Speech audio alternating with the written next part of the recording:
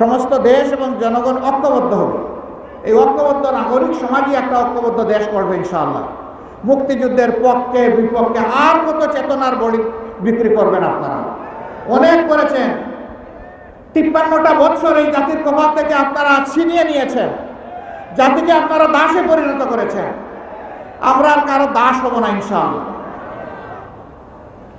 মুক্তিযুদ্ধের চেতনা আপনাদের কোথায় যায়?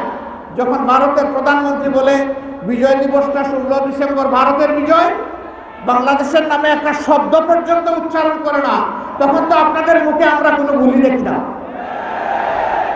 আমরাই তার প্রতিবাদ করেছি এবং যারা দেশকে ভালোবাসে তারাও প্রতিবাদ করেছে, কিন্তু যারা চেতনা বিক্রি করেন তাদের মুখে আমরা কোনো ভুলি সেদিন দেখি না। আপনাদের এই চেতনা, আপনাদের এই ভালোবাসা আপনারা রাখেন এবং গুটাইয়া রাখেন। 53.5 বছর এটা আমরা দেখেছি। এখন দেশকে তার আপন গতিতে আল্লাহর রাস্তার সামনের দিকে এগিয়ে যেতে সুযোগ দিন, রাস্তা পরিষ্কার করে দিন। আরেকটা বিভাজন লাগায়, সংখ্যাগুরু সংখ্যালঘু। কিসের সংখ্যাগুরু সংখ্যালঘু? এই দেশে আল্লাহ যাদেরকে পয়দা করেছেন তাদের সকলেই এই দেশের গর্বিত নাগরিক। সকলের অধিকার, সাংবিধানিক অধিকার সমান। এখানে সংখ্যাগুরু সংখ্যালঘু কিসের? একটা মানুষ তার পছন্দ মতো ধর্ম সে কবুল করবে। ইসলাম ধর্ম কাউকে এই ব্যাপারে জোর জবরদস্তি করার এখতিয়ার দেয় নাই।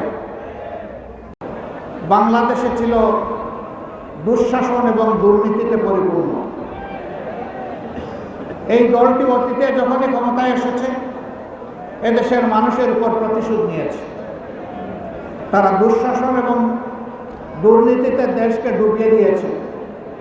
এবারও তার ব্যতিক্রম হয়নি, বরঞ্চ গায়ের জুড়ে একটানা 15.5 বছর গদি ছিনতাই করে দেশ শোষণ করার কারণে এবারকার যন্ত্রণাটা, এবারকার জুলুমটা ছিল যে কোনো সময়ের চাইতে অনেক বেশি। আল্লাহ তাআলার দরবারে দোয়া করি, আল্লাহ তো চাইলে যে কাউকেই হেদায়েত দিতে পারে।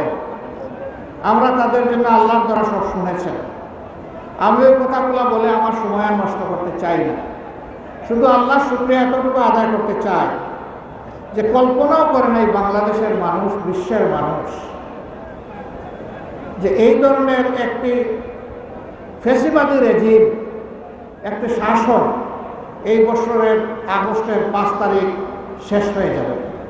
এটা কেউ আমরা কল্পনা করি না। জেলা শাখার সম্মানিত আমির জনাব অধ্যাপক উঠে গেছে। যারা রাস্তায় নেমেছিল তাদের একটি দাবি আদায়ের জন্য, কোটা সংস্কারের দাবিতে। এই দাবিকে সরকার পুরোনো কায়দায় গায়ের জুড়ে হেলমেট এবং হাতুড়ি বাহিনী পাঠিয়ে গুলি আর বন্দুক দিয়ে দমন করতে চাইল। রংপুরে আমাদের একটি সন্তান, সে বুক খুলে ডানা মেলে দাঁড়িয়ে বলেছিল, বুকের ভিতরে তুমুল ঝড়, বুক পেতেছি গুলি কর।